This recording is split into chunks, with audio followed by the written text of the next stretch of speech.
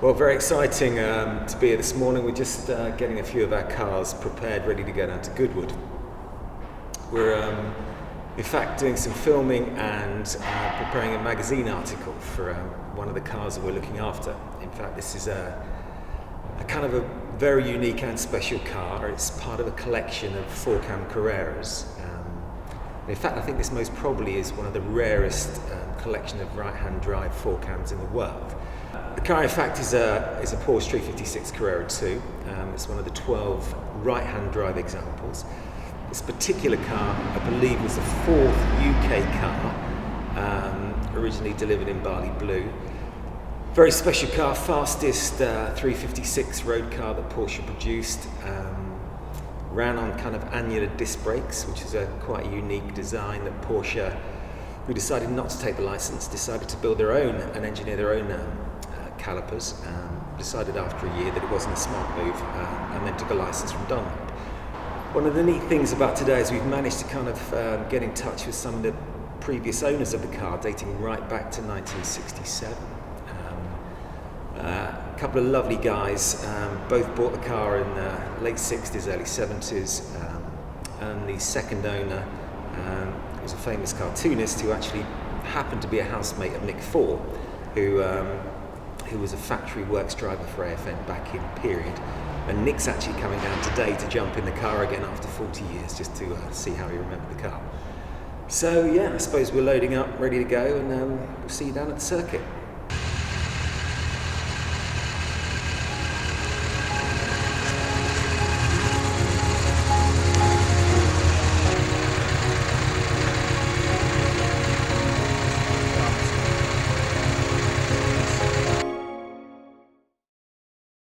I've never really forgotten the quality of the thing and the efficiency with which it had been designed and built, and I think that it's something that informed my my driving to a great degree. I mean, cars now seem very easy to drive and easy to fling about, but with the Porsche you had to be very careful. But it paid dividends, because if you managed the tail wagging, it could be used to good effect. As Nick has shown in his racing days, he could use that to corner at tremendously high speed and not lose control of it. For those people who had the pleasure of driving or having the chance to drive a Porsche 356 in those days, they realised that it was the first production car that had this amazing one-piece feel, and you never felt any part of the car was doing something separate to what you wanted it to do. And it had the wonderful self-centering characteristic, had lovely light steering, something that no production car had ever had before. I mean, any British equivalent like the Healey or the MGA or anything like that was just nothing like that to drive. So anybody who had experienced a Porsche was completely blown over by it. The opportunity to own one and drive one was very small. Even to this day, people don't really appreciate what a fantastic car the 356 was. No, it was very like an airplane, because I'd been brought up through my 17, 18 years flying in these wooden Miles aircraft, wooden planes and all that sort of thing, and it just had exactly that same Spartan feel of total commitment to the job in hand. Marvellous.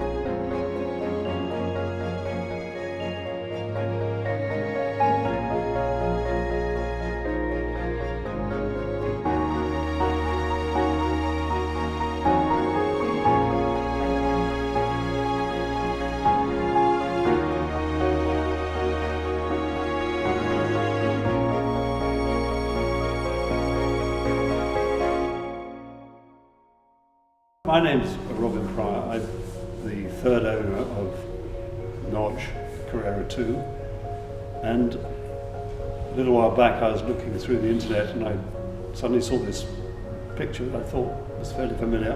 I was delighted to find out that Export 56 were offering it for sale, and I thought, this is an opportunity I can't miss. I'd love to see it again after all these years.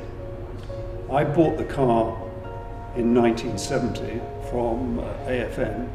I paid the wonderful sum of £1,325 for this car, and I bought into something which is now obviously a legend, but for me was just tremendous fun. And so, having acquired it, really as a present to myself, having passed my professional exams, I then really started to get to know a lot of its foibles. And one of the little technical things was that when you start the car, you have to be very particular in the process of doing it.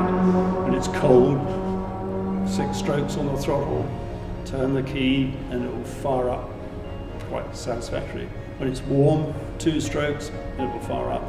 If you miss that routine, you can sit there for 15 minutes and nothing will happen for you.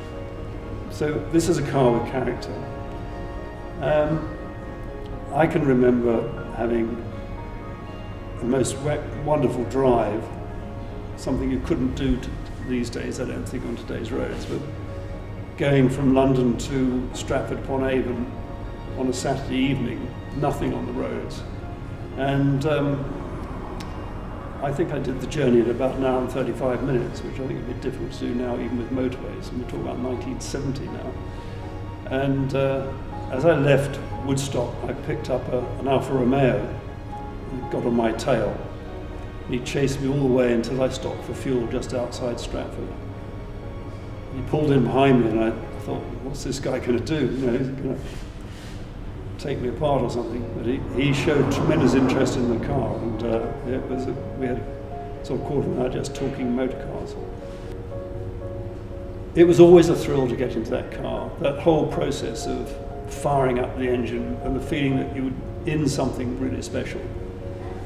Probably I didn't feel it was as special as I feel it is today. I mean, you know, clearly the history of the car, the way it has been loved and cared for and restored to its current condition is amazing.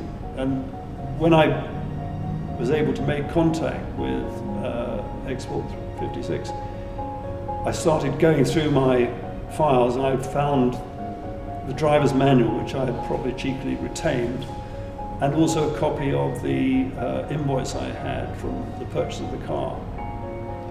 And you know, I suppose it in a way indicates the attachment I had for it. I didn't want to lose complete contact with it. So now, you know, to be here today and to meet other people who are part of the history, who've enjoyed the car and will continue to enjoy the car, has been a real thrill. And I really wish everyone who has had contact with it, I hope they enjoy it as much as I have done. If someone asked me, would I want to have the car back, I think I'd say no, which seems a bit strange perhaps, but